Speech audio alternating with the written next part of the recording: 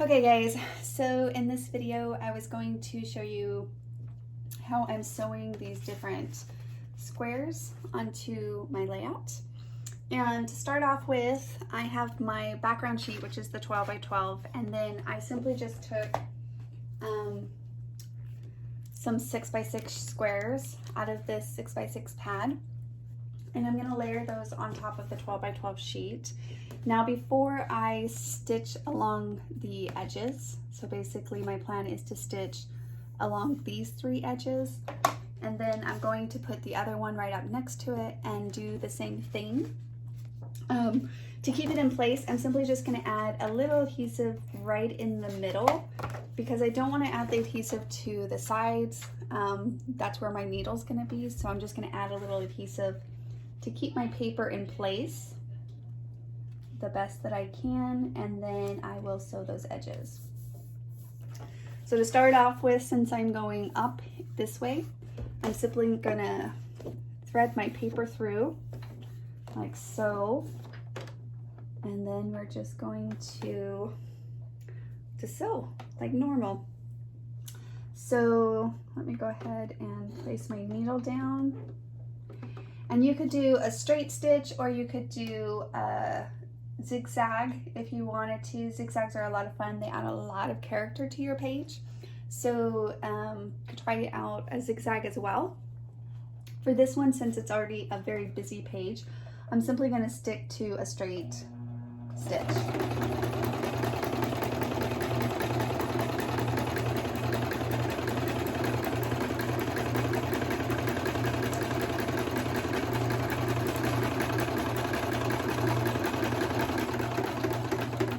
Of course, when you get to a spot when you're about to rotate your paper, simply just push your pen down, lift your foot, and then slide it over, and then start your sewing again.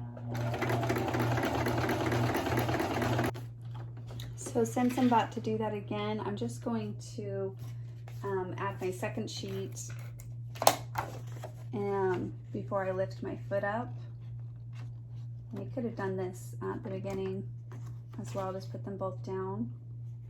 I just added a little adhesive in the middle again, and then I'm going to line those up, place it down, and then I'm just simply going to stitch over to the next sheet, since this is all going to be hidden in my design anyways, and then I'll start sewing again. When you come to the end of your sewing, you can do a little backtrack. I don't think you have to do that much just because paper keeps it more intact. And then simply pull it out and snip off the ends of your threads.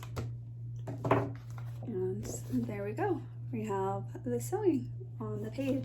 Okay, so I've stitched the top and I'm gonna add my strip down here. And what I want to do is add a little stitching texture at the bottom of my layout, since I have it represented at the top as well. So same thing, I just added a little adhesive just away from where I'm going to stitch, and I'm just simply going to stitch right here along this edge like that. And so same thing, I'm just going to simply put it through my sewing machine.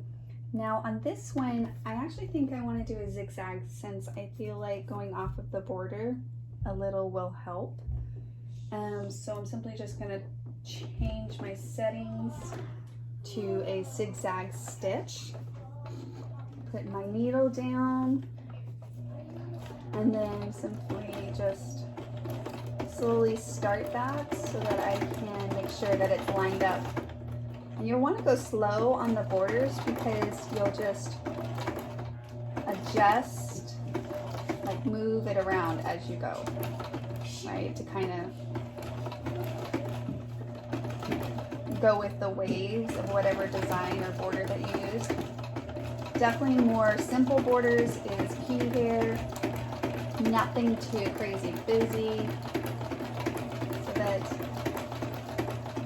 it's not too complex, but you definitely want to slow down your stitches and just kind of adjust your paper as you thread it through the sewing machine.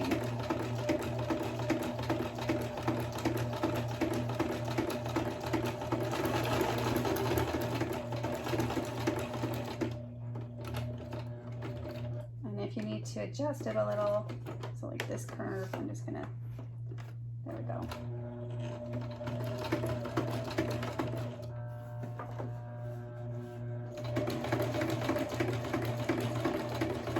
And it's not perfect, and I'll show you that here in a minute.